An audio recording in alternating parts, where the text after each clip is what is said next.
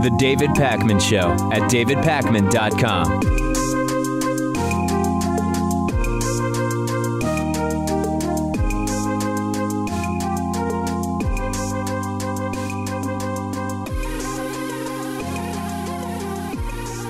The big headline from the long weekend: Donald Trump wants to end DACA. What is DACA and what would ending it do? That's a good place to start. Let's dig into it. DACA stands for Deferred Action for Childhood Arrivals. Childhood arrivals means people who were children when their parents came to the United States with them illegally. The deferred action being referred to is, as you might imagine, deportation of those kids. And President Barack Obama, remember him? He passed a program which shielded children from deportation. And it makes perfect sense if you think about it. If you're a kid and you come to the U.S. illegally because your parents brought you, you grow up here, you were not old enough to decide for yourself what to do, you were not old enough to consider the legality of what it was your parents were doing, you should not be punished and we should not deport you, particularly because the average age of entry was 6 years old, and you basically have a life in the United States. I moved to the United States legally, of course, when I was 5.5 years old, nearly 6 years old. And the idea of taking me at 26, for example, as are some of the dreamers, the so-called dreamers in this, as referred to under this program, to take a 26-year-old and say, hey, your parents came here illegally, so you're going back to your home country, which for many of those individuals, particularly if they haven't been back, is not really their home country anymore. And we've learned that Donald Trump is going to be ending that program, maybe after giving Congress 6 months to propose a replacement. Jeff Sessions officially making the announcement today. Yet another sign of just Donald Trump's it's sort of just like a scaredy cat, right? I mean, why can't he come out and make this announcement himself, sending Jeff Sessions out there? And the idea is if Congress can propose a replacement that actually goes through Congress, not something that President Obama just put in place, that will keep these dreamers in the U.S. without being deported, then Trump is, I guess, willing to consider that. But even among Republicans, this isn't a unanimously popular idea. Paul Ryan and a growing list of Republicans, and of course all Democrats, they want some form of this program to stay in place. And what they're using, Pat, is they're saying it was not done in a constitutionally correct way.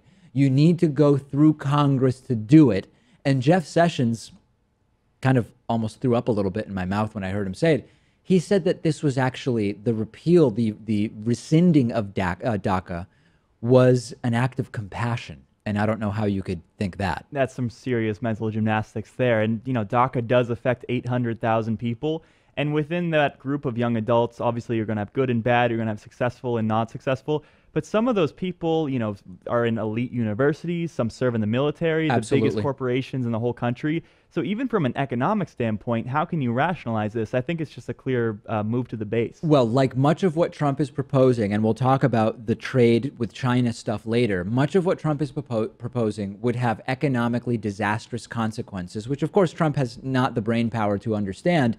A key sort of practical question with this repeal of DACA is during this 6-month trial period of sorts until and we see if we will get a replacement proposal from Congress, would people who receive deferrals already due to DACA be allowed to renew that status if it comes up for renewal during that 6-month period? Unclear. Maybe we will know some of these elements by tomorrow. It's also important to realize that according to a report from 538, regardless of what ultimately happens with this 6-month period or a replacement or whatever, Trump's threats alone so far when it comes to undocumented immigration are already having an impact. An online survey was done of DACA recipients, and it found that about 1 out of 5, 20% of respondents who were eligible already to renew their status had not done so, many because they believe that if they do that, that information that they submit will be used by the government to identify and maybe find them for law enforcement purposes and for other reasons. So this is already having an impact no matter what ultimately happens. And it really shouldn't be too much of a surprise to us because on the campaign trail, Trump said that he would go after birthright citizenship, what they call anchor babies. Sure. And so if he's willing to target, people not only who have no control over their situation, but where they're born into, children, babies, I mean, you can see how this would extend to DACA as well. Yeah, if he's willing to go after people born in the U.S., he's willing to go after 5-year-olds who came to the U.S. illegally because their parents brought them, no doubt about it. DACA is good policy, but with Trump, there's always also a double standard in the background, or in the foreground, as it sometimes is. I want to remind you that Melania Trump, First Lady of the United States, Donald Trump's wife, came to the U.S. and worked illegally. She worked in the U.S. before she had legal authorization to do so. She has not been punished. The modeling companies that hired her haven't been punished, period. More than a year ago, in August of 2016, Donald Trump said at a rally in North Carolina, Melania Trump will be holding a press conference within a few weeks to explain and address that issue. That never happened. Being married to Trump, that seems to be the real job that Americans aren't willing to do at this point. And by the way, as I was reading all about the DACA stuff over the weekend, Pat, why does the alt-right and why do white nationalists even like Trump? He's married to an immigrant who was working in the U.S. illegally. His daughter and son-in-law are Jewish, and he's indebted to Russia. Like, what is appealing to a white nationalist about that? I think it goes back to what Frank Mink said on the program last week, which is when Trump announced that he was running for president, he had this whole thing about, the Mexicans are coming here illegally, and, some I assume are good people, when really you're supposed to be flipping that whole script around. Yeah. That from the get-go, I think, grabbed their attention. Yeah, I guess they haven't left them since. Slovenian models aren't exactly the stereotype of the people Trump has painted as the really bad ones that we don't want in the country. Okay, 3 common issues that the president talks about: trade, North Korea, and China. Those 3 issues are being combined into one. Donald Trump's new idea is to stop all trade with any country that does business with North Korea. Okay, Donald Trump took to Twitter. He tweeted, "The United States is considering, in addition to other options, stopping all trade with any country doing business with North Korea." Of course, one of the countries that does business with North Korea is China. Now, I want to be clear. I'm not some defender of Chinese government oppression or the lack of free speech or anything else that exists there, right? I'm not defending any of it. But I still want to point out why this is an absolutely and utterly crazy idea. And I want to remind you, before we even do that, Donald Trump does a lot of business with China. Much of his men's clothing line is manufactured in China. A few months ago, China provisionally granted Donald Trump's businesses 38 different trademarks. Trump is doing huge business in China, but apparently China would be punished for doing business with North Korea. Okay. How many of us read about Donald Trump's threat to North Korea on a computer or mobile device that was assembled partially or wholly in China? China runs many aspects of our lives, period. I'm not defending it. I'm not saying it's good. You can move manufacturing elsewhere. It'll take a long time and it might cost more. But if you end trade with China because they do business with North Korea, you destroy the American economy in a number of ways, including that immediately tons of goods sold in the U.S. become way more expensive. That is really bad for the lower and middle class. You cripple huge American companies. Now, some people will like that, but you'll do it in a way that will exert downward economic pressure. And it would be hugely damaging to the people that supposedly Donald Trump was running for. The little guy, the average person. Of course, we never bought it, but that's who it would hurt. Do you think for a second, Pat, that Donald Trump understands the potential impact of no longer trading with China? Trade has been one of those issues where Donald Trump can speak passionately because I think, relative to the other issues that he knows about, he has a little bit more knowledge on it. I agree. And he's also not really thinking ahead in terms of whether what would you really be punishing China? Who exactly would be punished? American buyers of Chinese goods would still be able to buy them indirectly at a small price increase. Maybe you buy them from someone that does business with China but doesn't do business with North Korea. And of course, the alternative would be that China can stop trading with North Korea, but trade indirectly with them through another country. And that's sort of how the slave trade actually worked. Law a law would be passed against importing slaves from a particular country. So then that source country would send the slaves to a different country, and then you import them from there. You're just putting in a middleman and adding to the cost of all of these transactions, which it's insane to think of buying humans as an economic transaction, but that is what it once was. In Trump's scenario, you're setting up exactly that same situation. And this is also more broadly nonsense because it's just not a credible threat from Trump. It's such an obviously empty threat that it doesn't communicate strength. China knows it isn't credible. North Korea knows this is not a credible threat. So it doesn't even benefit the United States for Trump to make the threat. There's also this 5-year-old trade deal with South Korea, some free trade deal that he's threatening now because he's accusing the South Koreans of practicing appeasement when it comes to North Korea. Keep in mind, these are the people that are most vulnerable to any sort of missile attack or nuclear attack. And supposedly our allies as well, right? So it doesn't make any sense. And oh, by the way, North Korea also imports from Mexico, a huge, huge, huge trading partner for the United States. Also would be disastrous to cut that off. So everybody wants this resolved. Some people want it resolved in a tweet, and it's not going to be.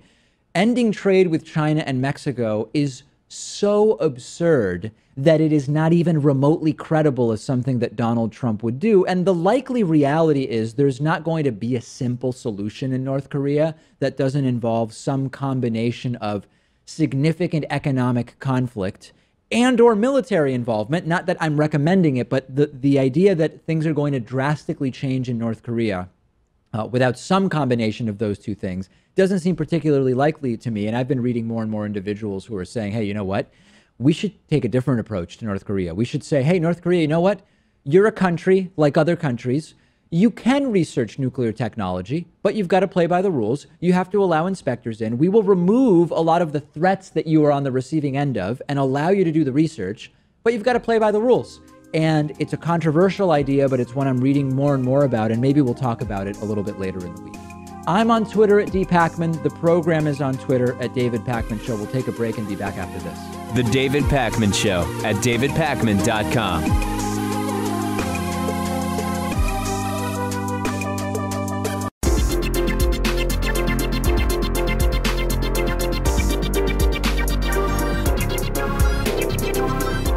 The David Pakman Show at davidpakman.com. Today's new member of the day is Bill Smiley. Bill, thank you so much for being a David Pakman Show member. You can join Bill at davidpakman.com/membership. You can also get a $1 trial membership. This is a cool thing. We started this last week. You go to davidpakman.com/dollar. For $1, you can get a trial membership for a week. If you don't like membership, you don't have to continue. If you do like it, I hope that you will stay and become a full member using any one of the various coupon codes that are available. You can pay full price, but davidpakman.com/dollar gets you a trial full membership for a week. You can also make a pledge at patreon.com/davidpakmanshow. And lastly, if you shop on Amazon, go to davidpakman.com/Amazon before shopping, and everything you buy will send us a little kickback. Very quick reminder, 24 hours left to get your submissions in for the free membership contest. Patrick Ferreira came to me with a proposal for a membership giveaway. The proposal is you submit some kind of visual art related to the David Pakman Show to Instagram with the hashtag DavidPakmanShow17, okay? Let's put up the hashtag just to make sure everybody knows exactly what it is. It can be anything related to the show. A comic, a caricature of producer Pat, an interpretive poem related to Pat's Keurig usage, whatever, right? But the idea is it's art of some kind, and you tag it on Instagram with David Pakman Show 17. 5 people will be selected tomorrow to receive a free 1-year membership. You can also follow me and tag me there. I'm on Instagram at david.pakman. Let's talk about Vice President Mike Pence. Major question in the context of the Trump-Russia investigation. What did Mike Pence know? When did he know it? If Trump goes down, should Pence go down with him? And I will remind you that former FBI Director James Comey, this is a key fact for what I'm about to tell you. James Comey was fired on May 9th. Seems like it's stunning that it's been May, June, July, August. It's been almost 4 months. So much has happened since then. So much has happened since then. But May 9th is the day that James Comey was fired as FBI director.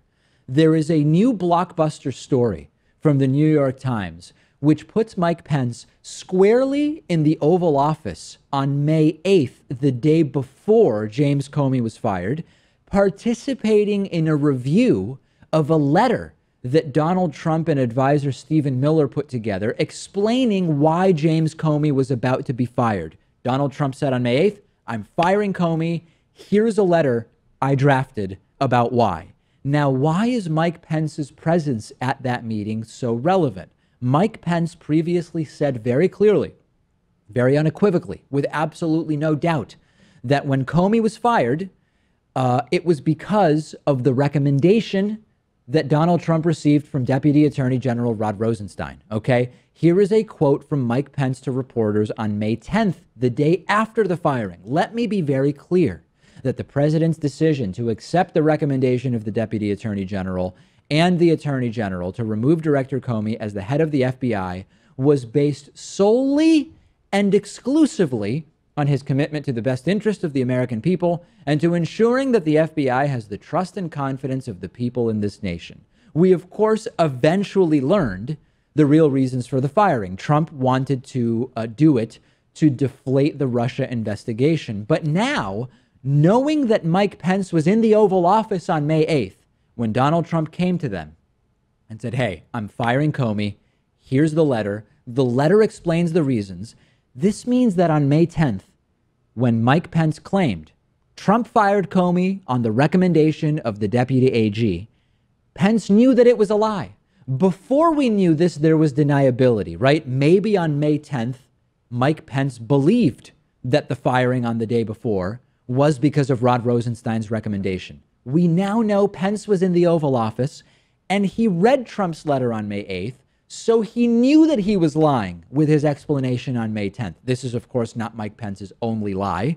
He claimed in a TV interview that he didn't know about Michael Flynn's foreign work. Several people have since come forward and said, oh no, Mike Pence knew all about it. But of course, we can't really know all of the things that Mike Pence knew and when he knew them and when he lied, because for a while he was using a private email account with America Online. I mean, it is one of the few connections that we have between Mike Pence and the Russia scandal. And even so, I mean, the connection has to do with maybe like obstruction of justice or the cover-up, not with the initial crime. And of course, Pence joined the Trump campaign so late in the game as well. Do you think that will be enough to really implicate him in all of this? I don't know. I genuinely don't know. And my concern is more that if Trump ultimately falls and Pence becomes the president, it's actually not that great for anybody, particularly the 300 plus million people who live in the United States and many people around the world.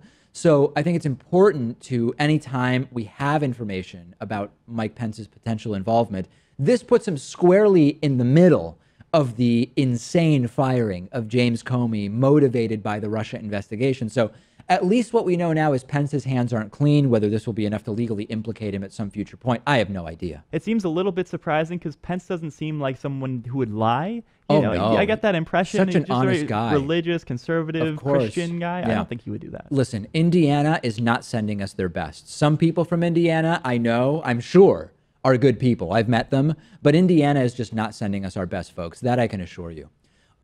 Okay, Paul Manafort. Remember that Trump Tower meeting with Donald Trump Jr. and Paul Manafort and Jared Kushner and the Russian lawyer Natalia Veselnitskaya and a Russian translator, and I don't even know who else was in there at this point. We now have learned about the notes that Paul Manafort, Trump's former campaign chairman, the notes that Manafort took during that meeting. And in those notes, there were references to political contributions near a reference to the Republican National Committee. Manafort's notes were typed on a smartphone, and they were described by a source that was briefed on the matter as cryptic. They've since been turned over to the House and Senate Intelligence Committees, as well as to Special Counsel Robert Mueller for his investigation. And again, the notes taken at that meeting with the Russian lawyer in Trump Tower by Paul Manafort referenced political contributions and the Republican National Committee. Why is this relevant? It's relevant for many reasons. Number one, we were told that at that meeting, the only thing discussed was Russian adoptions. So if only Russian adoptions were discussed, why would Paul Manafort have taken notes that reference political contributions and the Republican National Committee? Secondly, why would Paul Manafort have notes at all if this meeting was one in which absolutely nothing of note took place, as Donald Trump Jr. has insisted time and time again. Here are the two different things that Donald Trump Jr. said about Paul Manafort's presence during that bizarre interview with Sean Hannity after that story broke. Here is part one. I think it became pretty apparent to, Jared and Paul, who I think Jared left after a few minutes. Paul got in his phone. She said that, yeah. Yeah, this is her account. I do remember that. Yeah, we were all there. And again, Donald Trump Jr. talking about Paul Manafort's involvement in that meeting. And Jared left after 5 or 10? Yes. Like she said, and Paul Manafort was on his phone. The whole time? Pretty much. Listen, like I said, it became pretty apparent that this was not what we were in there talking about. So I don't even know where to start with this, right? There's so many questions. Number one, again, political contributions in RNC in a meeting with a foreign, someone involved with a foreign country. It is illegal for foreigners to donate to American elections. That's not really the news here, okay? The news is Manafort took notes. If this was a non-meeting, if there was nothing here, if Manafort wasn't paying attention, why are there notes about the RNC and political contributions? And Donald Trump Jr., Pat, claimed that the meeting was insignificant, citing Manafort was just on the phone the entire time. It appears Manafort was on the phone the entire time, taking relatively detailed notes about what was going on at that meeting. Certainly Donald Trump Jr. said that Paul Manafort was on his phone the whole time in an effort to try to make him look disconnected or disinterested in what was going on in the meeting. But in reality, he could just be trying to deceive that Fox News audience, because I got the impression that Paul Manafort was, playing Angry Birds or Words with Friends the whole time. But maybe he was just taking detailed notes of the entire encounter. You know what's interesting? That what Donald Trump Jr. said to Hannity, it appears as though, at least with regard to Paul Manafort, it was sort of the letter of it was true. Manafort was on his phone the entire time. Of course, that wasn't a sign that he wasn't paying attention. It was a sign that it was significant enough for him to take notes. He also mentioned Jared left after just a few minutes, referencing Jared Kushner.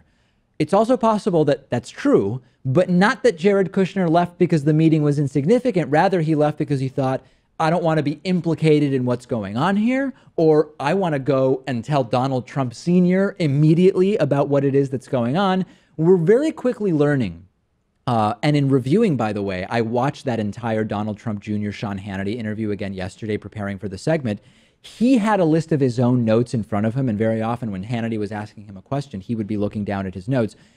We have to assume that he was very specifically prepared for that interview, and the words were chosen very carefully. Paul Manafort was on his phone the entire time. Jared Kushner left after just a few minutes, meant to give an impression of insignificance, when in reality those actions by the two of them might have been more reflective of the seriousness of the meeting. Maybe we will find out one day. I really think that if there were 8+ people in that meeting, you can find someone who can corroborate a story that damages Paul Manafort. I mean, many of those people in that meeting were Russians, so that could be hard to find. But if anyone's going to do it, it's going to be Robert Mueller. Yes, and we are still, of course, waiting to see how Robert Mueller is handling each additional piece of information that surfaces with regard to those meetings and the investigation and everything else that we've been talking about. Discuss this with us on our Reddit discussion forum at davidpakman.com/REDDIT. Next, the myth of the violent left. The David Pakman Show at davidpakman.com.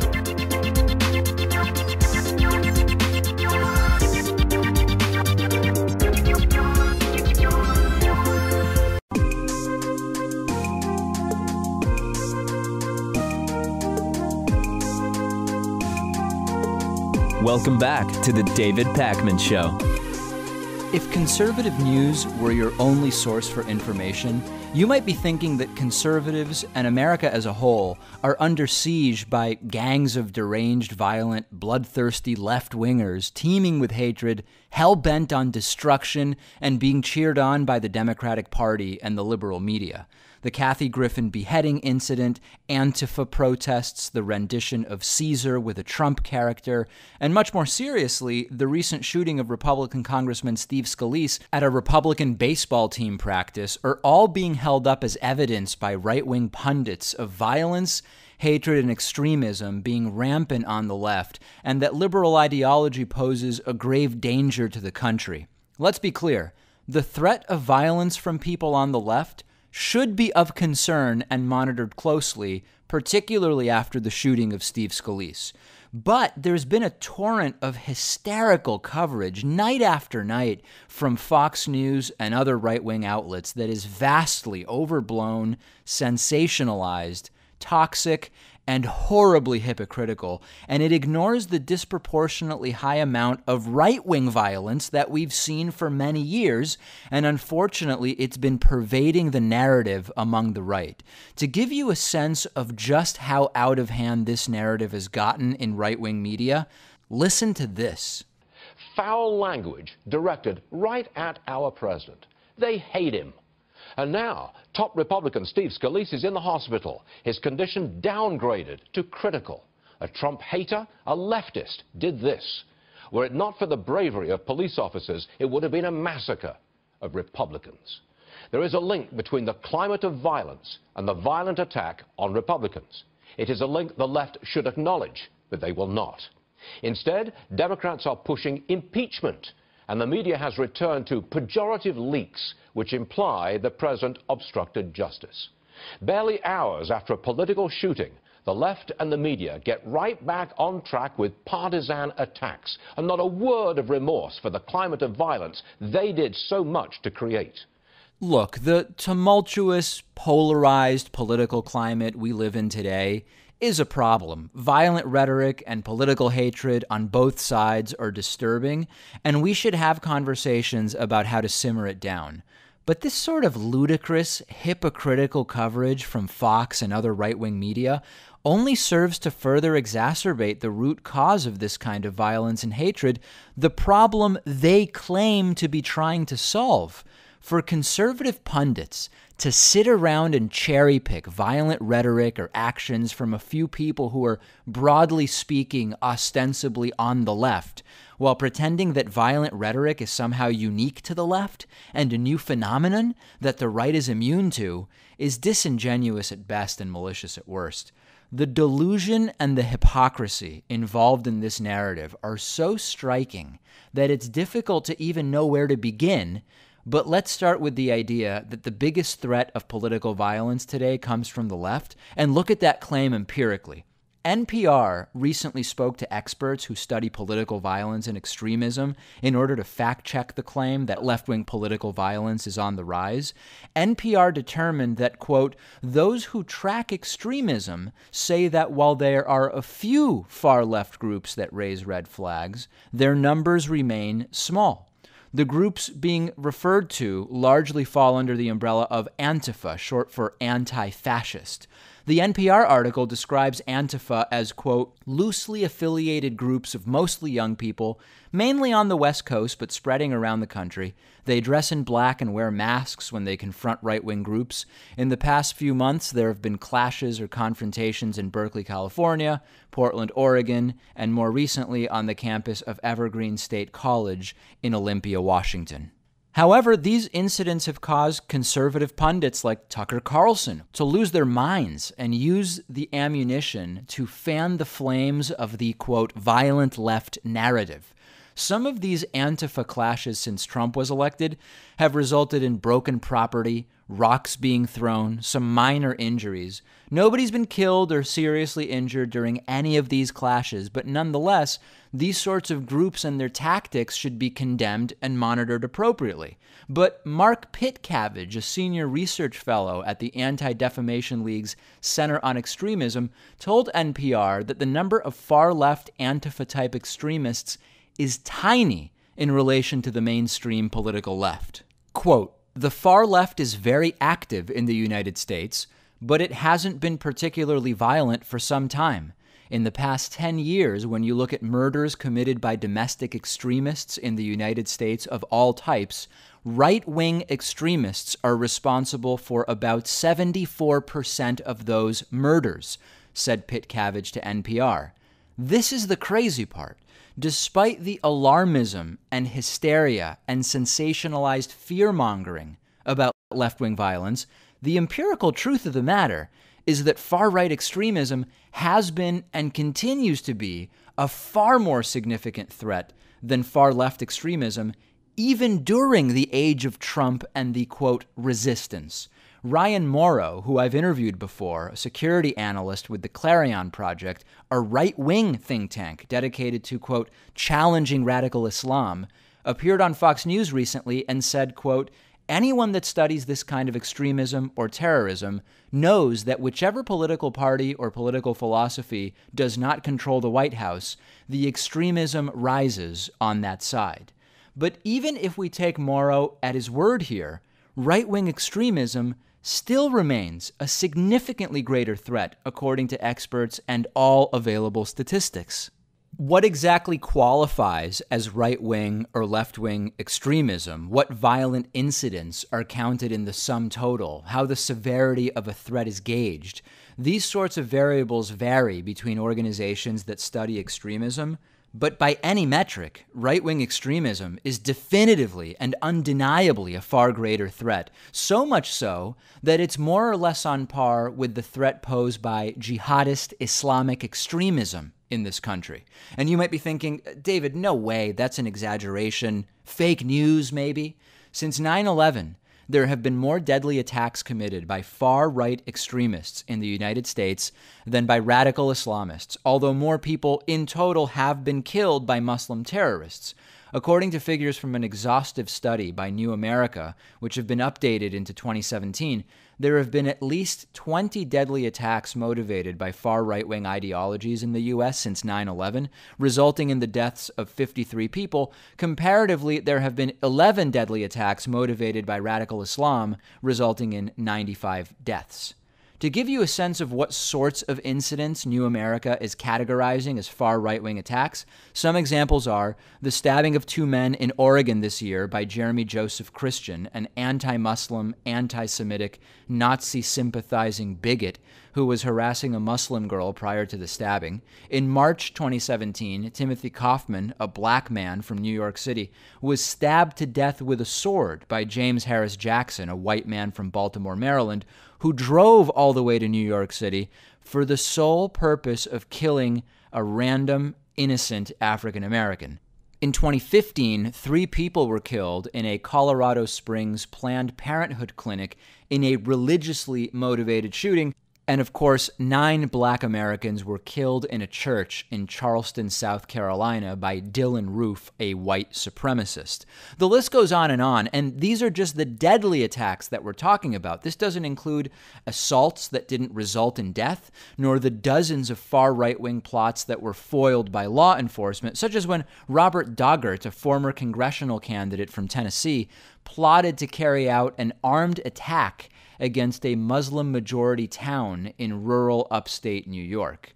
A study from the Investigative Fund and the National Institute that came out this year found that between 2008 and 2016, far-right plots and attacks outnumbered Islamist incidents by almost 2-to-1.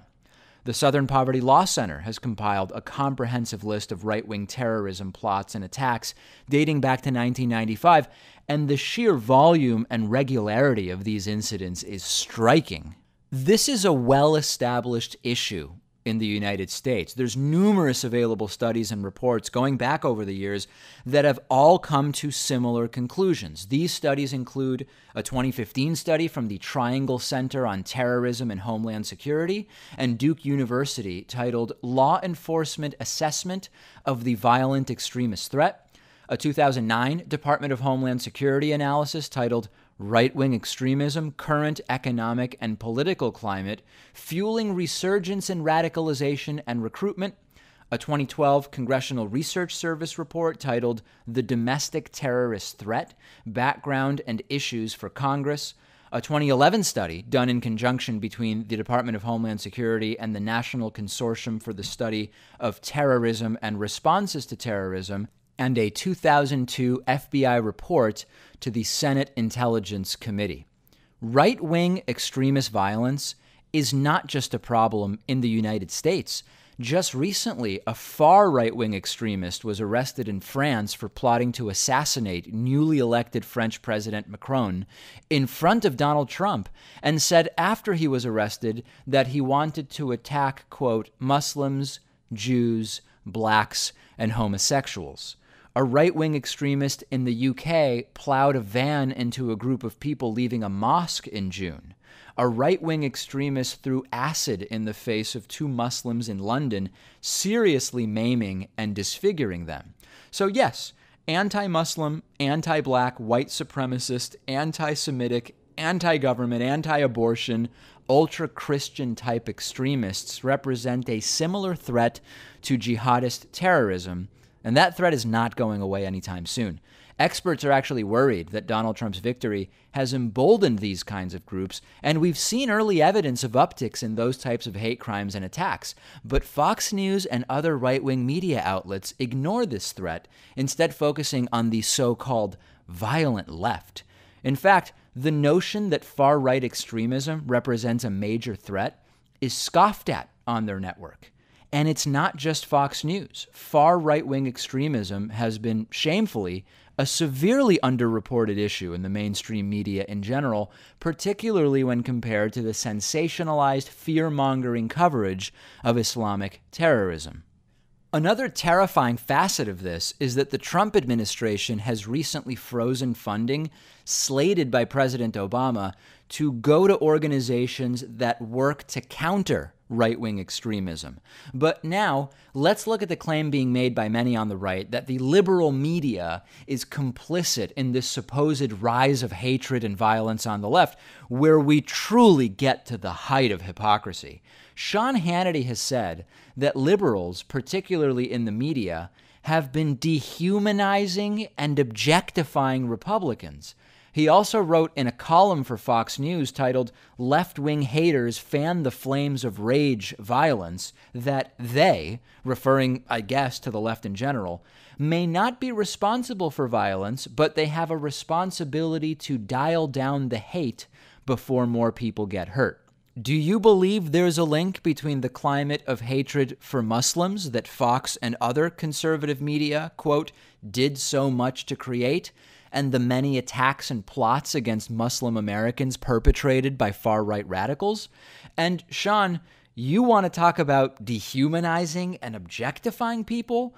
Look at how you've personally covered Muslims on your show. Here's what's eventually going to happen. Eventually the world's going to wake up to what I would say. And every radical Islamist like you will be wiped off the face of the earth. And look at how you talk about refugees. ISIS and Al-Qaeda, not if, they will infiltrate the refugee community. This president is committed to nearly 250,000 coming to America.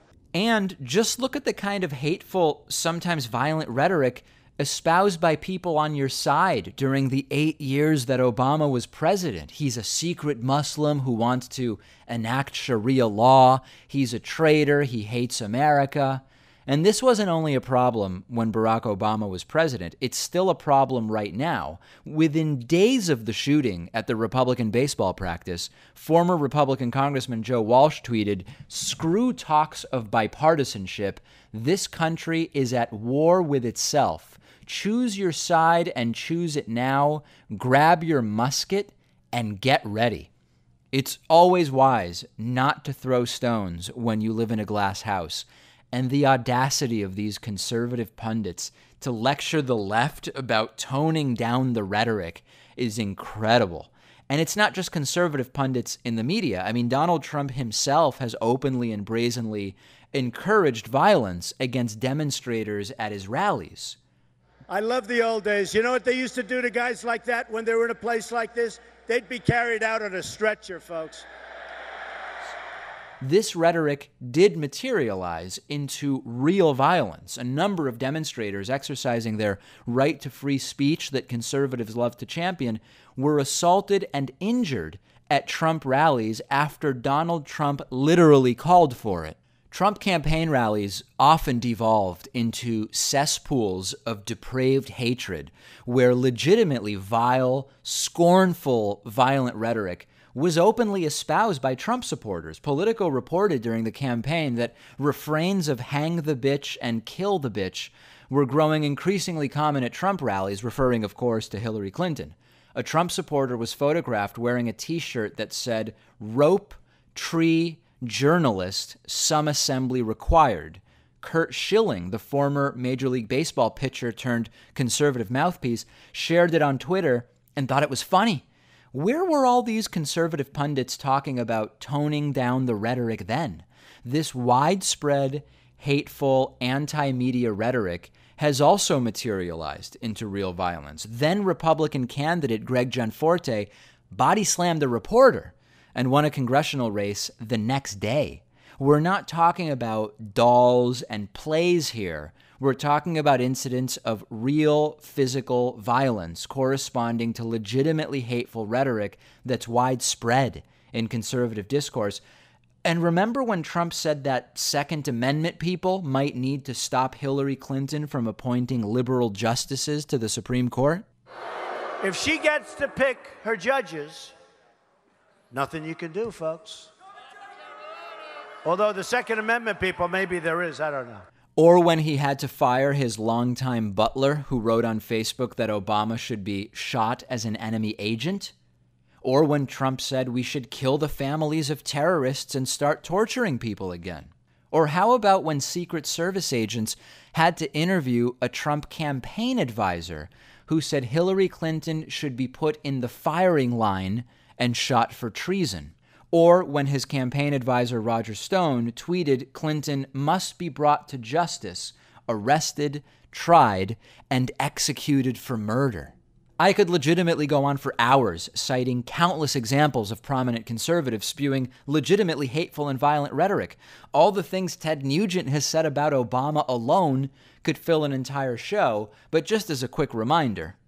Because I'll tell you this right now, if Barack Obama becomes the president in November again, I will either be dead or in jail by this time next year. I will either be dead or in jail. Do you really find any ambiguity in that? We need to ride into that battlefield and chop their heads off. I was in Chicago last week. I said, hey, Obama, you might want to suck on one of these, you punk. Now that Donald Trump is in office, however, Nugent is saying that, quote, we have got to be civil to each other. That's all well and good, but conservatives can't pretend that people from the right haven't been major contributors to the culture of hatred and violence they're currently railing against now that their guy is in office. And we're not even really going to get into how all of this is trivialized and excused by conservatives who tell liberals complaining about this type of behavior that they're just triggered and a bunch of special snowflakes who should go back to their safe spaces. What's the truth? Although there may be some legitimate reason to be concerned about rhetoric on the left, the possibility of mentally unstable people who may take the idea of the resistance too far, both hateful rhetoric and acts of political violence, are disproportionately a problem on the right, not the left.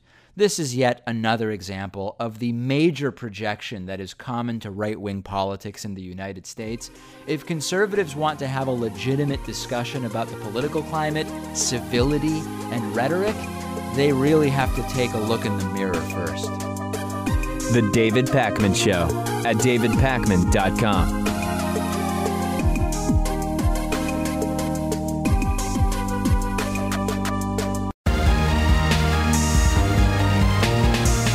The David Pakman Show at davidpakman.com. So last week we had Hurricane Harvey in Texas. Now we have a Category 5 hurricane, Hurricane Irma, heading towards the United States, expected to make landfall for the first time. Likely will hit the U.S. over the weekend, although being a few days out still, the model of its exact path is not as accurate as it will be in another 24 to 48 hours. In the meantime, Puerto Rico will be hit, as well as the island of Anguilla as early as tomorrow. And Irma is one of these, it's called a Cape Verde hurricane, meaning that it formed in the very far eastern part of the Atlantic Ocean near the Cape Verde Islands, and then came across the Atlantic. And those storms often become some of the largest, some of the most intense hurricanes. Hurricane Hugo, Floyd, Ivan were all Cape Verde storms. And whenever there's a hurricane, like I told you last week, the anti-science right says, oh, we can't talk about climate change now. It's bad. You can't play politics with a natural disaster. Don't do it. It's bad. It's mean. It's deceptive. And of course, as I said last week, the reality is any opportunity to talk about climate change is a good one. And there is a relationship between extreme weather and climate change. Individual hot days or a single snowstorm. These are weather events. But the longer term changes in frequency of those weather events and their severity, we could be talking about rainfall, snow, record heat, record cold, severe storms. That is part of climate change. Now, the relationship is not super simple, okay? It's not totally straightforward where you say, well, climate change causes X when it comes to weather events. Some ways in which these elements are linked can include world temperatures rising on average, and warmer temperatures, we know, serve to fuel more intense tropical storms and hurricanes. That might mean more storms. It could mean more intense storms. It could mean that would-be tropical storms instead develop into more severe hurricanes because of warmer ocean water, for example. It's never simple, and the anti-science right really, really wants simple. In other words, they want either climate change causes hurricanes or climate change doesn't cause hurricanes. And the reality is always something more like, well, in areas predisposed to tropical storms, climate change can have a cyclically strengthening impact on storms. When I hear that, I say, oh, well, number one, we should be funding more research into the relationship between climate change and individual weather events. And number two, we should immediately come up with a plan to mitigate the effects of our activities on Earth. On the other hand, you've got the anti-science right who hears, well, it's a complex relationship between climate and weather. They say, oh, well, then we shouldn't do anything because it's not at all clear that human activities impact climate at all. And that could not be more of a sort of ostrich bury your head in the sand perspective on this. I think there's a lot of lessons that we can learn from these extreme weather events. So you take Hurricane Harvey that hit Houston. I mean, it just reinforces the idea that we need stronger zoning laws in areas like that. We need, to preserve our wetlands and prairies so the water has somewhere to drain out to. Sure.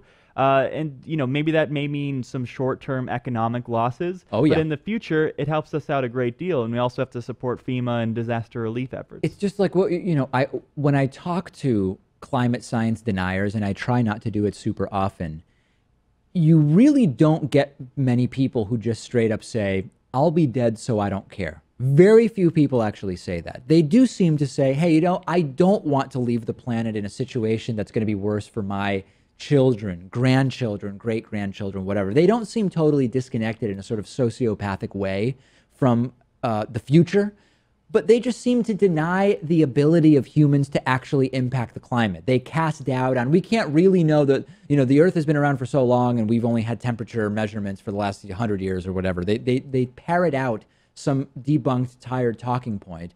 And yet, it still doesn't matter if you bash them over the head with facts. It's not going to change their mind. So it's a really difficult conversation to have. I feel like they're just telling themselves that because then they can remove themselves from any responsibility. I think they don't have to change their lifestyle or face the repercussions. And, maybe they do care about how their kids and grandkids are going to be in the future, but maybe they also think they can solve the problem because we'll have improved technology by then. That's another one, which is the idea that, hey, I don't deny that we're having an impact. I just believe that our technology will always be one step ahead of that impending disaster. And I say to them, do you know how many people already die in China due to air pollution? Do you have any idea? It's not some far off thing. It's happening now. It is happening right now. We have a voicemail number. It's 219-2-DAVID-P. A lot of people, Pat, angry that I do not watch and have never watched a full episode of Game of Thrones. One person happy about it. It's the Eggman. Dave, there are a lot of things about you that I totally love. The thing I love the most is that you've never seen a Game of Thrones program, show, whatever. I haven't either. You're a good man.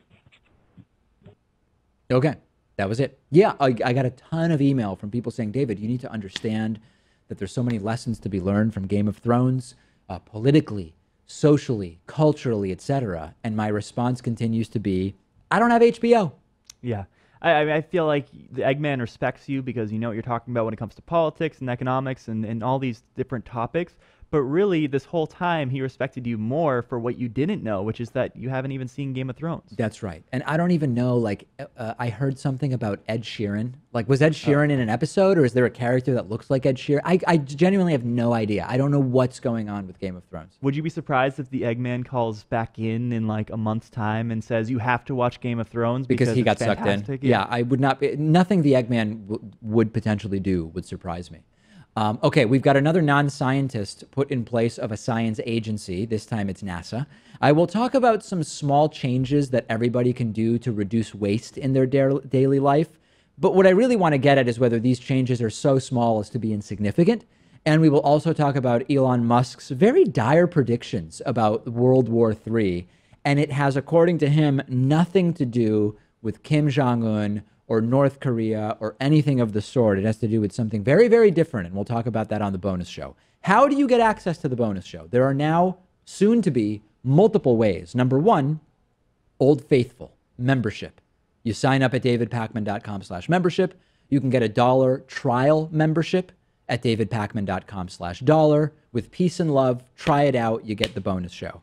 Soon, I would predict within 7 to 10 days, the bonus show will also be a Patreon benefit at the $5 patron level, patreon.com/davidpakmanshow. So anyway, more on that later this week, early next week. We'll talk to you on the bonus show.